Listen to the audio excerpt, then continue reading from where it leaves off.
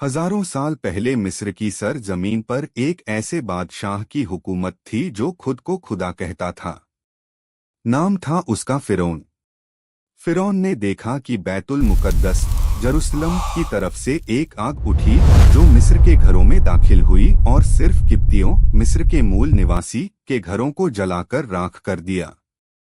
लेकिन उस आग ने बनी इस्राएल के लोगों और उनके घरों को कोई नुकसान नहीं पहुंचाया। जब फिरौन ने ज्योतिषियों और विद्वानों से इस ख्वाब का मतलब पूछा तो उन्होंने बताया कि बनी इस्राएल में एक ऐसा लड़का हजरत मूसा पैदा होगा जो फिरौन की बादशाहत को खत्म कर देगा और उसकी कौम को तबाह कर देगा। इसी ख्वाब के डर से फिरौन ने हुक्म दिया कि बनी इस्राएल में पैदा होने वाले हर लड़के को मार दिया जाए। इस जालिमाना हुक्म की वजह से सिपाहियों ने मिस्र के हर घर में से उन लड़कों को मारना शुरू कर दिया था जो पैदा होते थे। लोग इल्तिजा करते लेकिन सिपाही बेरहमी से नवजात लड़कों को मार देते थे।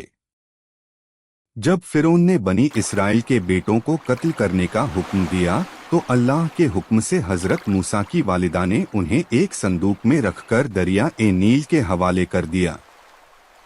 जब फिरौन की बीवी आसिया ने दरिया में टोकरी देखी तो अपनी दासी से कहकर उसे अपने पास बुला मंगवाया और उसमें उस खूबसूरत बच्चे को देखा तो उनके दिल में उसके लिए बेपनाह मोहब्बत पैदा हो गई।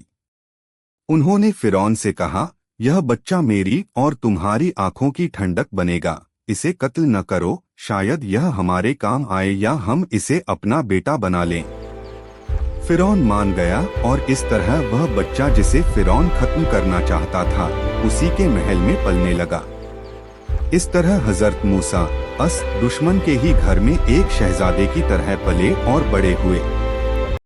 कोहे तूर पर हजरत मूसा को नबूवत मिली और अल्लाह ने उन्हें मौजजात दिए जिसे फिरौन का तकब्बुर टूटने वाला था। हजरत मूसा फिरौन के दरबार में पहुँचे और उसे सिर्फ एक अल्लाह की इबादत की दावत दी, लेकिन फिरौन ने अपनी ताकत के नशे में उसे झुठला दिया। फिरौन ने मूसा से उनकी सच्चाई का सबूत मोजिजा मांगा तो हजरत मूसा ने जब उन्होंने अपनी लाठी जमीन पर फेंकी तो वह एक बड़ा और खौफनाक अजदहा सांप बन गई और उसने जादूगरों के बनाए हुए तमाम फर्जी सांपों को निगल लिया। आखिरकार वो वक्त आ ही गया जब अल्लाह के हुक्म से समुद्र में 12 रास्ते बन गए जिनमें से हजरत मूसा और उनके साथी निकल गए। लेकिन फिरौन और उसका लश्कर जब बीच समुद्र में पहुंचा तब समुद्र दोबारा मिल गया और फिरौन और उसका लश्कर हमेशा के लिए गर्क हो गया।